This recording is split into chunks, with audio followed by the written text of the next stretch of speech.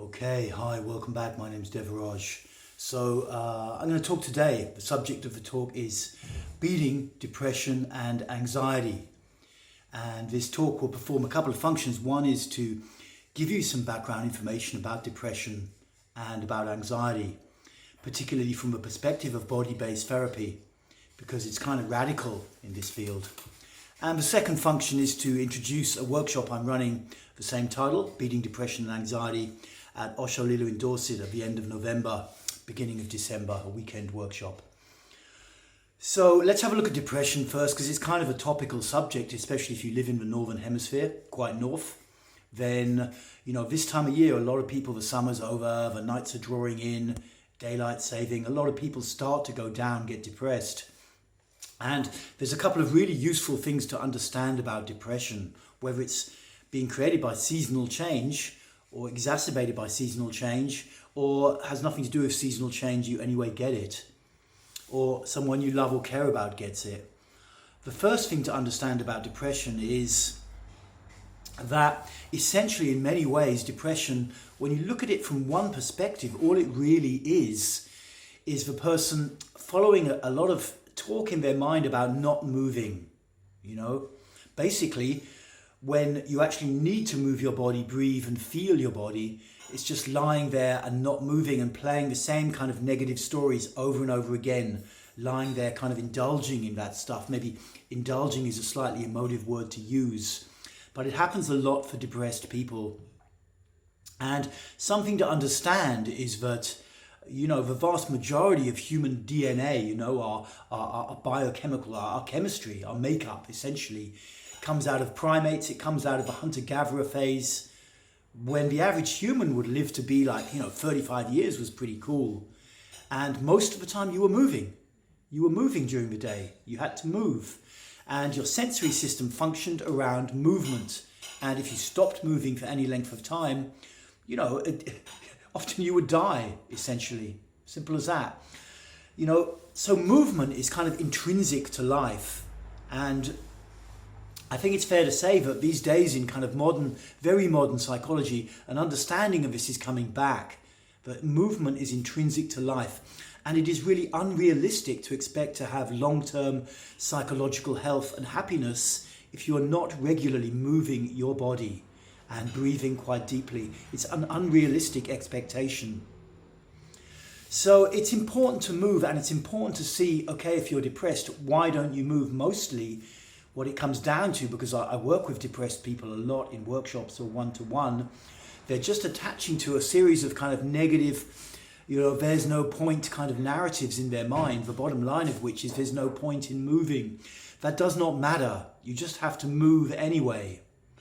Life is not all about everything having to lead somewhere in your mind. Sometimes you just have to get up and do stuff. You have to get out and experience. And that is how it is. And that is just how it is. So if you're someone who starts to suffer depression, whether it's at this time of year or not, look if you're moving or not. And whatever reasons your mind has for not moving rather, I can pretty much guarantee they're not valid. Understand that movement is intrinsic to life, and it is utterly unrealistic to expect to have a good, happy life for a long term if you're not willing to move, if you're not willing to move your body on a regular basis. The second aspect that's really crucial, I find, in understanding depression is that depression is a strategy, essentially. In many talks in this series or on this YouTube channel, I've talked about repression, about the brain's tendency to repress feelings, to hold them down. Whether it's kind of unconsciously mediated through trauma, or whether it's more consciously mediated through conditioning, societal conditioning, whatever, parental conditioning, your parents, teachers, your peers, the people around you, siblings. The tendency to repress feeling. And essentially depression is just an extension of that, an increase of that. Really from almost a brain level, pushing down on your psyche, pushing down, pushing the repressed feelings back deeper into the muscle system, squashing everything down. It's essentially a defensive reaction to life itself.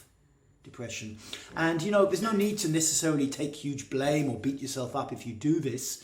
A lot of it may be that your DNA is configured a little bit that way. That you tend to depress and push stuff down. But you can change it. There's an opposite to depression. There's an opposite to repression.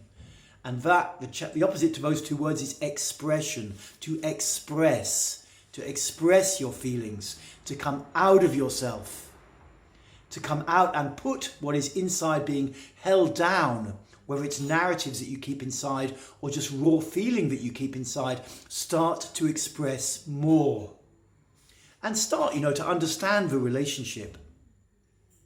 So this is something to really look at with depression. These are two strands to it. Are you moving enough? Are you getting your body moving, or are you just lying there playing the same old radio depression narratives round and round in your mind? Stop it and move. And the second thing is, are you expressing enough? Are you keeping a lot of old stuff inside? Are you keeping your feelings hidden? Start to express. Look for workshops like the workshop I'll talk about in a moment, where you can come out and really explore expression in a safe environment. Putting more of your inner world out instead of holding it in. Okay, so that's just some useful information about depression. Let's take a look at anxiety. And anxiety, in a sense, is a more primal state. Depression is something that comes on because the brain is pushing down hard. And mostly what it's pushing down on is our underlying anxiety. In many ways, life is kind of anxious. It is kind of anxious. When you have quite an open emotionality, when you are quite outgoing, we are quite emotionally triggered a lot of the time. That is part of our reality. But with the media these days and with how a lot of aspects of society work, and I remember being a teenager, you had to look cool, as though you were not strongly emotionally affected by life. And, that leads more into depression or drug use and stuff like that, the desire to constantly look cool.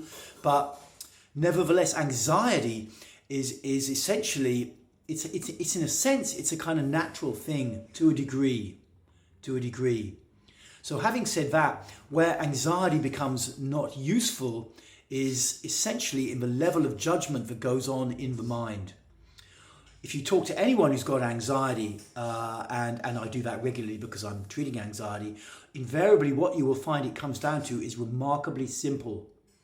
There is a feeling in the body somewhere, or the body is almost on the edges of a feeling. It's just underneath the surface. And in the mind is this sense that it's not okay. I'm not okay as I am. You ask anyone who's in treatment for anxiety, that's the underlying mind, the underlying thought stream that's going on all the time. I'm not okay as I am. I need to do something right now to change my state. Whether it's taking drugs or alcohol, getting some coffee, some form of ritualistic behavior that you use, whatever. The underlying belief in the mind is that I'm not okay right now. It's not safe to be in where I am and just feel what's happening. And really, this gives a clue to how to overcome anxiety. Over time, you need to recognize when this anxiety story is really playing in your mind and start to take a little more control of the situation rather than simply following along with it and saying, oh yes, I must change my state without even considering what's going on inside. When you catch your mind playing this anxiety, I'm not okay as I am right now, you need to, one, check out, am I okay? Am I physically okay as I am right now? And, 99% of the time, of course, you are. Something's triggering your anxiety. You can investigate that with psychoanalysis, but that will be a different video.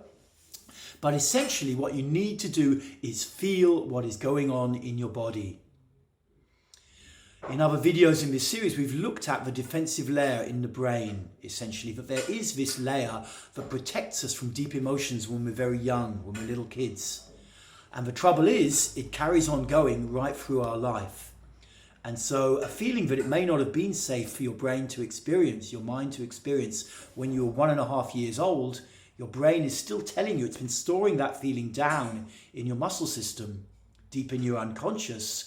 And when it starts to try and come up naturally, your brain is still telling you it's not safe, when it might be nothing. It might be like the Wizard of Oz, where they, at the end of a story, they find this, this big, powerful wizard. He's just some little guy hiding behind a curtain somewhere. And in like manner, a lot of our traumas that were so scary when we were little kids, are really nothing now, or very, very little. But the level of defensive response that they provoke from this layer, the defensive layer, I call it, in the brain, is high. So this is what's creating anxiety, old feelings getting triggered and trying to come up and be processed so that you can be free of them, so that you can move forwards. But instead of actually getting to the place where you move forwards, you keep trying to change your state and not feel what's happening inside. So you're getting anxiety. Breathe and feel your body. Sit down if you can. Breathe and feel. Put your awareness on your body and feel it. In bioenergetics, what we'll do, of course, is we'll even open the body up more. We'll open the muscle system up more by taking a posture and by breathing and feeling into the body. That way you do essentially face what's going on inside. And over time, it starts to change. A lot of people have anxiety, and it's okay. You need to start to distinguish between the mental component that's telling you you're not okay and what's going on in your body, and start to accept what is happening in your body. Start to be honest about it. If you're always trying to keep up a big image, you need to also maybe, find some friends where you can share more honestly what's going on in your life. Hey, I get anxious. That can take some of the pressure off. But the main thing is to really feel what's going on inside. When I'm treating anxiety with bioenergetics, when people are ready for it, we're going to be looking at exercises with your eyes and your mouth wide open. Mimicking the physical expression of anxiety or fear and breathing and feeling into it brings the feeling to the surface so that it can start to be processed. And what you often see, for example, in a horror movie or a cartoon, people going, ah. It's a sense of shock, of fear, panic, anxiety. And often anxiety is like the outer edges of a panicky feeling inside. So let's see how we can recap, how we can just kind of how we can complete this video. Because I want to say that these conditions are treatable. They are related. In essentially, depression is one strategy the brain often has, or the mind may have, to stop anxiety, to just squash all the feelings down so heavily we almost denude life completely of its meaning, and then sit there in this depressed, non-moving state. And anxiety, as I see it, is a more natural state, but one in which we still need to really feel what's going on in order to start to come out more from ourselves and feel confident out in the world, being with people. Life is intense. Life in the 21st century is intense, and it should be intense. And it's intense when you're young and your hormones are raging. Fuck, I'm 58. It's still intense for me. It's like that. And that intensity in many ways is what gives it excitement and meaning. So we have to learn to welcome the intensity of life and start to accept it and move forwards. And now just to complete a little bit about this workshop, because I think it's November 30th or 29th to December 1st. But anyway, it's the last Friday in November to the first Sunday in December, a 2-day workshop, Friday night to Sunday afternoon, when you will have a chance to really experiment with a lot of exercises designed to treat depression and anxiety. So we'll be doing emotional expression, screaming and shouting stuff. We'll be working with the body to actually heal anxiety and open up the body and allow ourselves to feel what's inside so we can get over it. And you'll have the chance to get a lot of personal attention from me to, put out your own story, what's going on for you personally with depression and or anxiety. And I can look, what's specifically going to work for you. Likewise, in the group, with a whole group of people with these issues, it's useful. That can be a very supportive environment. People who've got depression or anxiety, who want to change it, who've had enough. They want to take action to change. So this will be a powerful weekend. It costs about, I think, £200 if you pay in advance. And I'll leave a link to it underneath. Check it out. And if you can't get to the weekend, start to understand more about depression and anxiety. look at other workshops of mine you can come to, or my online 52-week journey, which will be coming up in December. You know, that is something which, if you stick to it, will take you out of depression and anxiety. Yes, it's quite a long course. It's not a quick fix. It's not a shortcut, but you will get there. You will get there. Okay, guys, that's me for today. Remember, you can do it. You can change your life. You just need to keep on working at it and don't listen to too much negativity from your mind. I'll speak to you guys later.